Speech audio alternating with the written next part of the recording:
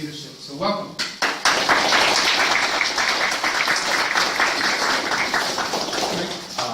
Can you hear me? Yes. Or should we just sit here? Is that the best way to talk? Okay. Well, first of all, I want to thank you for taking time to come here on this Saturday. It's cold out there. I'm also a little bit sick. Anytime I come from the United States to this part of the world, I always get sick. And I don't know why, but I do get sick. First of all, because of the fact that it just bothers me a lot. So please bear with me. I had an opportunity to meet the Vice Chancellor this morning for the breakfast. I found him a constant source of inspiration to all of us. He, in collaboration with Mr. Jindal, who I also met many years ago, built this marvelous institution that we should take all pride what he has been able to build. He reminds me of what President John F. Kennedy once said, to whom much is given, much is expected. And he has given a lot.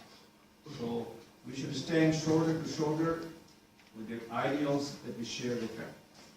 So, I'll start my talk. This is my brother who also traveled from the United States. This is my nephew somewhere. He also traveled with me from the United States.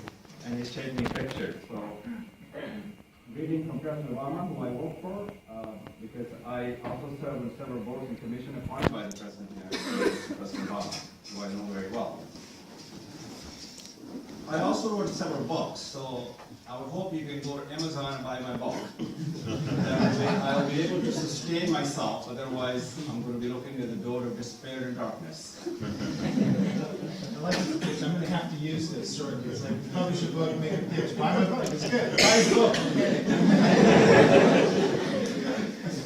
And this is also available on Amazon as well as on Kindle. And so I hope you buy it. This is my second book. I also, as you probably know, that I write columns for Huffington Post, Wall Street Journal, as well as for Economic Times in India. I'm not sure if you see my webpage, frankislam.com, and I would hope you will find this speech there. And I will depart in debate that President Clinton was going to comment from the speech which is on the webpage. But you will find, how many people have looked at my webpage? Oh wow, so what do you think?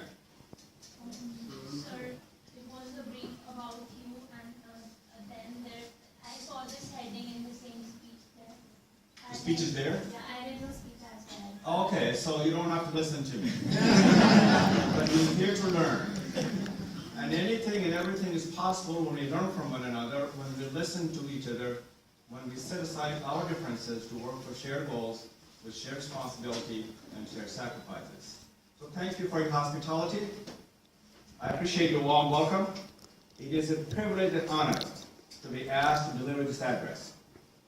It is my distinct pleasure to be here today because, like you, I was born in India. So I feel a common bond and a personal connection as we are linked by shared history and bonded by shared heritage and shared background.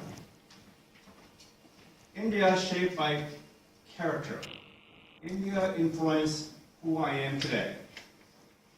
India remains an inseparable and indispensable and integral part of my life, my story, my journey, and my destiny. So let me go one step further. As I look around, I see me in you. I see the future of India. I see the future of the world.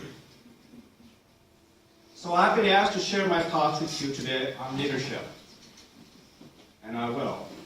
Well, let me begin by saying that I have titled my talk, Doing the Right Thing. So doing the right thing, you might ask, what does that have to do with leadership? And my answer is everything. Doing the right thing is essence of leadership, which is what it says. There's an old American saying that Peter Decker did say, that managers do things right, but leaders do the right thing. Leaders do the right thing. That should be true in all fields. Business, politics, religion, healthcare, even education. The problem is that we have too many people in the leadership position that do not do the right thing. They're executive at the top of the organizational food chain whose sole purpose is to advance their own careers and earnings with no concern for the organization's customer, its employees, or the community they serve. Without naming names, these are executives in the United States, which I now call home. Here in India, which is my homeland, which is where I was born, in organizations around the world, who seem to be specializing doing the wrong thing. So let me illustrate my point. Consider the following. Financial institutions that issue bad papers, intentionally make bad loans, foreclose unfairly on mortgage holders without due process.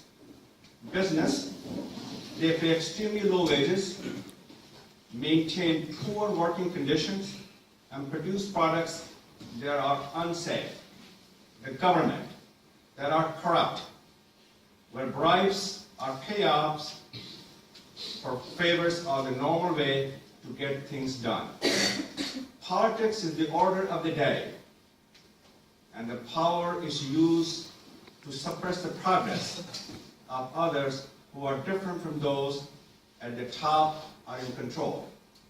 The religious organization that demand obedience and discipline from their faithful and followers, yet do not regulate or reprimand their own clerics who engage in inappropriate personal behavior.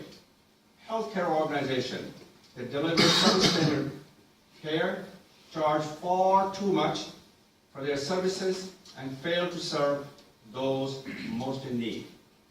The higher educational institution where students do not graduate, where they do not have the skills for their chosen careers or professions. So I do not know what percent of today's executives are masters in doing the wrong thing. I do not know where we do not know that we need more, many more, doing the right things. What is required and how does a leader do the right thing? I'll get to my thoughts in a minute. Before I do, let me begin by citing an example of an organization with leadership that is committed to doing the right things. It is my good fortune and honor to be standing at the podium speaking at that organization right now.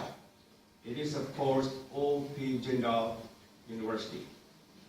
The leaders who are most responsible for elevating Jindal Global University to world-class status is that in an incredibly short period of time, Naveen Jindal, the chancellor of this university, and Professor C. Raj Kumar, who I met this morning, the vice chancellor of this institution, I must say I'm humbled to have been invited to speak about leadership to an institution with such exceptional leaders. Their vision and values have shaped the history, the character, and the destiny of this distinguished institution. Let us stand shoulder to shoulder with the Vice Chancellor for the ideals we share, for his visions and values that we cherish, nourish, and nurture. The founding Chancellor Jindal and Vice Chancellor Kumar, in conjunction and collaboration with youth faculty and student with youth leaders, are building a world-class institution here in Haryana. I do not need to go into the specific accomplishment today because those associated with the success story know about more than I do. But what I have to tell you, however, as someone who serves on many, many boards of the university in the United States and around the world, is that I see the enterprise called Jindal Global University as one of, if not the most, similar and distinctive endeavor in the field of higher education. The vision for this university is transforming one not only in India, but the potential it holds as a model for the world. This university is being built doing the right things by leaders at all levels who are committed in doing the right things. That brings me back to the question, what is required and how does a leader do the right things? So let me address that question in three parts. First, in general or more theoretical manner. Second, by focusing on the entrepreneur leader. And third, by sharing a little of my own personal journey from a dusty street of India to the United States of America and across the Atlantic Ocean to realize the American dream. My story shows all of you that America is an inclusive country. So before I proceed, let me emphasize that leadership is not the exclusive province of anyone at any level of the organization. A common mistake is to assume that the leadership mantle belongs only to the chief executive or the members of the executive management team. Nothing could be further from the truth. Those at the top have special roles and responsibility to play, but in an organization committed to excellent leadership, the leadership can and should occur at all levels, at the business unit, in the division, at the department, in the team, in the work group, and down to the individual employee and entry-level leader. So leadership should be a shared responsibility. That shared responsibility should be concerned on contributing to the construction of what I call the virtuous organization. So you may ask, what is a virtuous organization? So here's my definition. The virtuous organization is one that has a strong moral compass and a compelling vision and a mission that creates value for customers, employees, and the community. In my opinion, in order to create a virtuous organization, leaders, no matter what industry or what the level, a leader must play three critical roles. They are a navigator, a capital creator, and value generator. So let me highlight those three areas.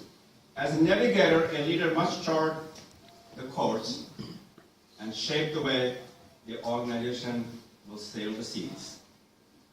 He or she must ensure that their area of organization always does the right thing. A key business concept is that of core competence.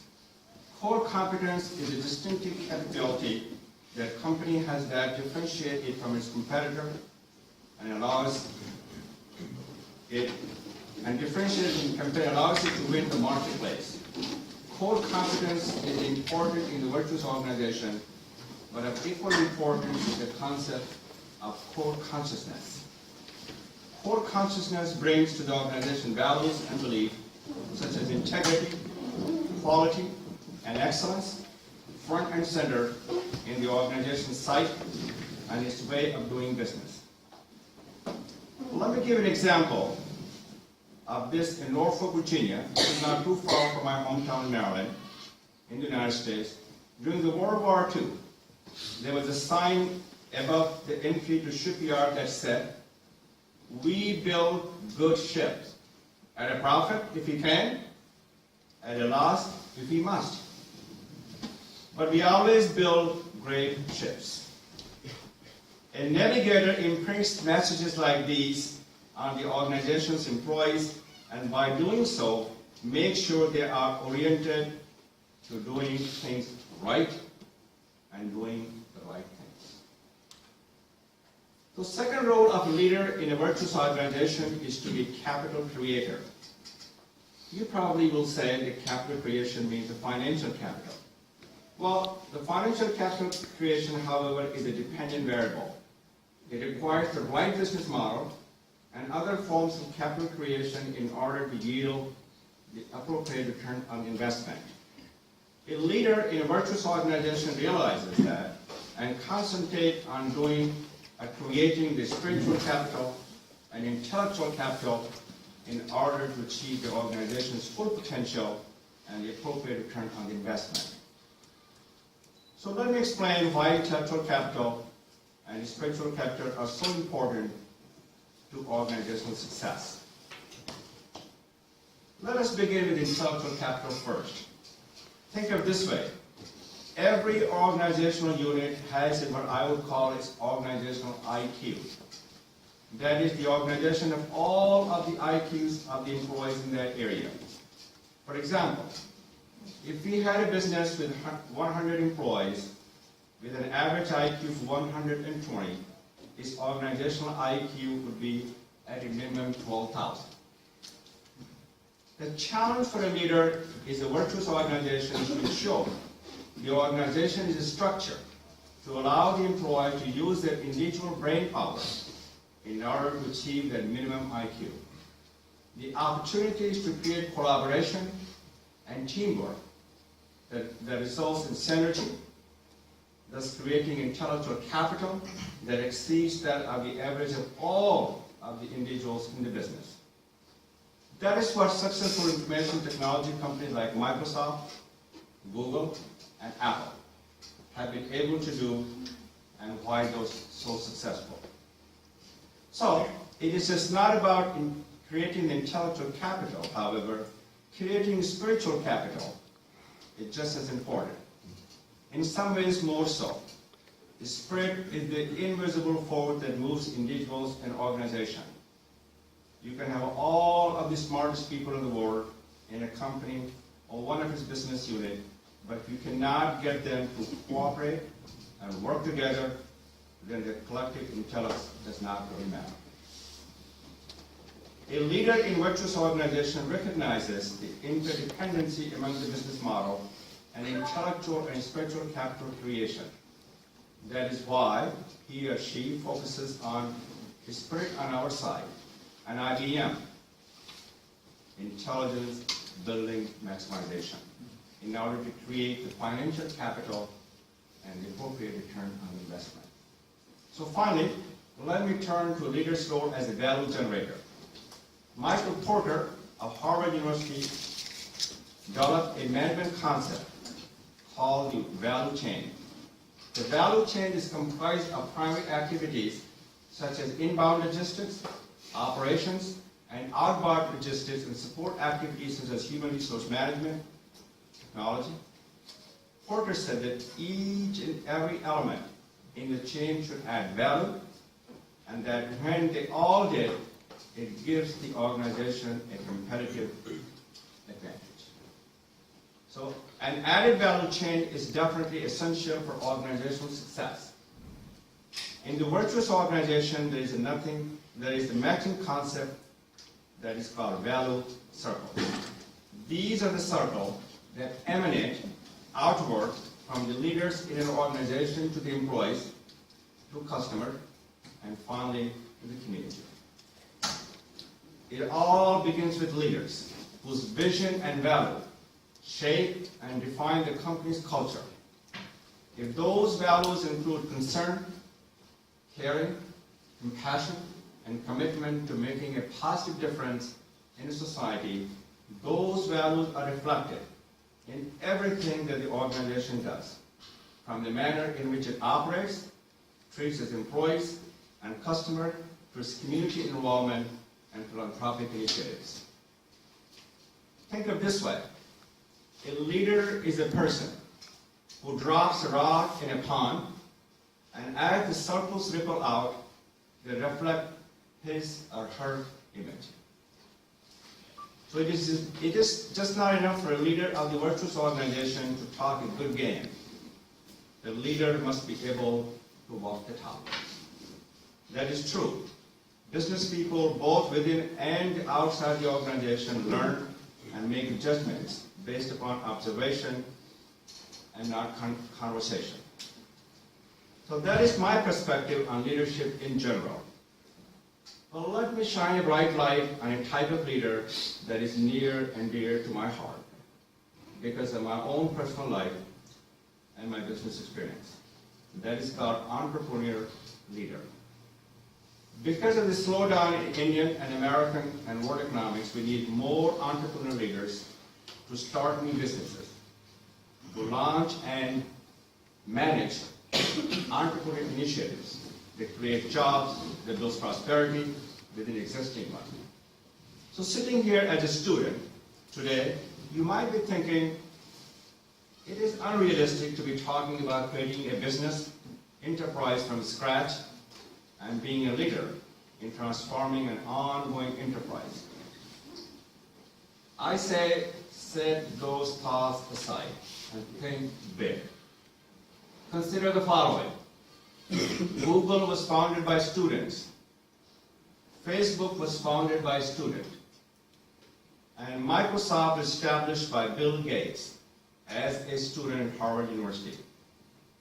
A large majority of new business ventures in the United States over the past decade have been created by Indian immigrants and the other immigrant students, like the fellow who was the co-founder of Google, who came from Russia, and the recent college graduates like yourself. So the opportunities to be an entrepreneur are all around you right now. If you take time to examine the challenges you or individuals have in India, here in India, face today and filter them through a problem-solving prism. You don't have to go out on your own or do it alone. However, as I said, you can be an entrepreneur leader in an existing organization by developing a new products, services, or business unit that meet customer needs and exceed their expectation. So good news is that I'm seeing many of today's companies committing to fostering entrepreneurship within the organization to redefine their business models and discover new ways of business. Amazon and Apple have always been known for their evolutionary forms of innovation and pushing the outer edges of the envelope to stay one step of the competition. Let me give you an example of a fellow who was born in India. The most recent example that has come from Microsoft, who selected one of its foremost young entrepreneur leaders to be the new CEO. That person is Satya Nadella, who was born in India, who was educated in engineering at Manipal University. Nadella was leading the Microsoft's fast-growing cloud computing initiative, had over 22 years with the company when he was chosen for this position. According to the Economic Times of India, he is known for his questioning nature. His choice is testimony to the fact that the entrepreneurial leadership within existing companies is rewarded. His story reminds us the future belongs to those who can envision and create it, and those who can define themselves by limits rather than potential and possibilities. I'm confident that he will apply his already considered skills as a navigator, as a capital creator, as a value generator to help transform Microsoft over the next several years. I never met him, I do not know him personally, but I'm also certain that he will bring the defining traits of the ethical entrepreneur, which includes passion, commitment, laser-beam focus, discipline, honesty, integrity, and humility to this task. So someone I do know very well is me, Frank Islam. So I'm going to talk about my story. And that is the last part of my speech. I'd like to share with you a little of my own personal journey to become an entrepreneur and successful business leader, but no business background or experience. I attended Aligarh Muslim University. I went to the United States from India when I was young to pursue the American dream. I crossed the Atlantic Ocean to pursue the American dream.